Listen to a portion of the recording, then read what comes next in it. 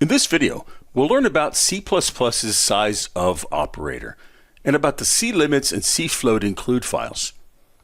C++ has an operator called sizeof that returns the number of bytes used to represent any type. Sizeof can also be used to determine the size of compound types like arrays, structures, and objects.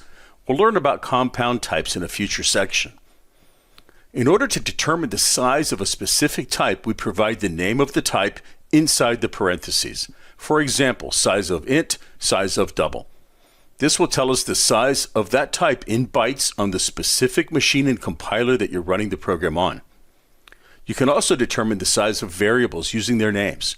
In this case, you can use the same syntax, or you can omit the parentheses since they're optional for variables. The sizeof operator gets its information from two C++ include files, C limits and C float. C limits provides information about integral types and C float about floating point types. These include files also provide a bunch of handy defined constants that we can use to determine the precision of our primitive types.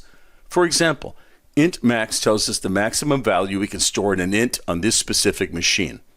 There are many others, and you can see some in the examples in this slide.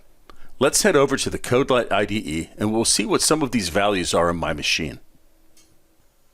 I'm in the CodeLight IDE, and I've written some code that uses the sizeof operator. Let me walk you through it. First thing we'll see is that we're including IOStream, and we're also including C limits. Everything I'm using here will use C limits. You can get the same information in C float, and I'll leave that as an exercise for you if you like. First thing we'll do is we'll output sizeof information for types.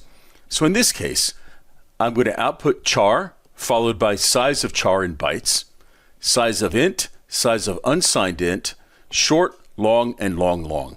Now when I run this, I'll get information about how big or how much storage is necessary to represent a character, an integer, and so forth on my specific machine using this specific compiler. Okay, now the rest of the code is commented out, and again, I'll uncomment that as we go through. So what I'll do is, and I've created a project here called sizeof operator project, and you can run this code on your machine and see what your values look like. So I'll build and run, and you can see the size of information that's come up. A character is 1 byte, an integer is 4 bytes, an unsigned integer is also 4 bytes. That makes sense because the only difference between an int and an unsigned int is that sign bit and how much precision you can store in it. A short integer is 2 bytes, a long integer is 4 bytes, a long integer is 8 bytes, and there you go. Now, I'm running a 32-bit compiler on a 64-bit operating system. If you're running a 64-bit compiler, these numbers will likely be different. All right, so that takes care of the basic sizeof for the integral types. Let's look at some of the floating point types. So in this case, you can see that I want the size of a float, a size of a double, and a size of the long double. Okay, so what we can do is we can build and run. And you can see now that a float on this particular machine, again, is 4 bytes. A double is 8 bytes, and a long double is 12 bytes. So that's the amount of storage that it takes to represent these specific types on this machine. Okay, so now the C limits file contains some pretty nice defined constants.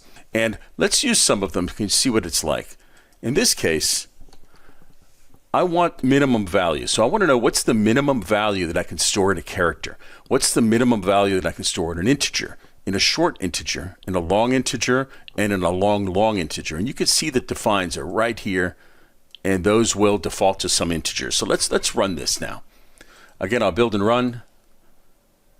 And you can see that the minimum value I can store in a character is -128. That makes sense because a character is 1 byte big. In an integer, you can see the number there. In a short, -32768, the long, and the long. Your numbers may look different on your machine depending on a lot of factors. All right, now we can do the maximum values. And it's exactly the same except we're doing char max, int max instead of char min and int min.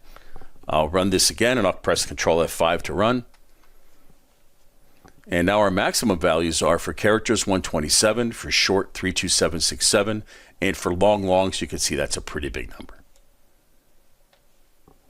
All right, so that's the use of C limits and size of with types. We can also use size of with variable names. And I'll show you an example here where what we have here is, here we've got an integer called age, and we're assigning 21 to it. We're not going to use the 21 at all. All we're interested in is the size of that variable. So rather than size of int, here we're saying size of age. This is one syntactic variant. We can also just say size of age without the parentheses. So I'm doing that for an integer called age, and I'm doing the same for a double called wage.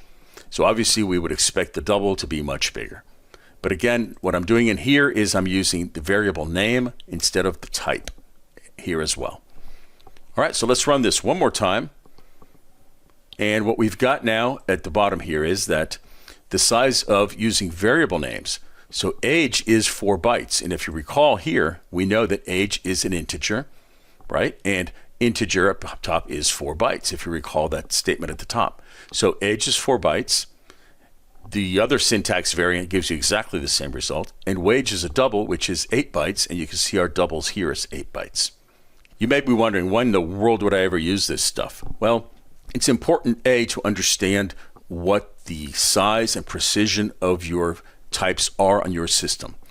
Later on, when we deal with arrays and other data structures, sometimes it's nice to be able to understand how big something is, how big each section of it is. This is one of the big differences between C++ and other languages like Java and Python. With those languages, you're really far removed from the machine, so you're programming at a much higher level. C++, we're at a lower level, so we've got to deal with this kind of thing.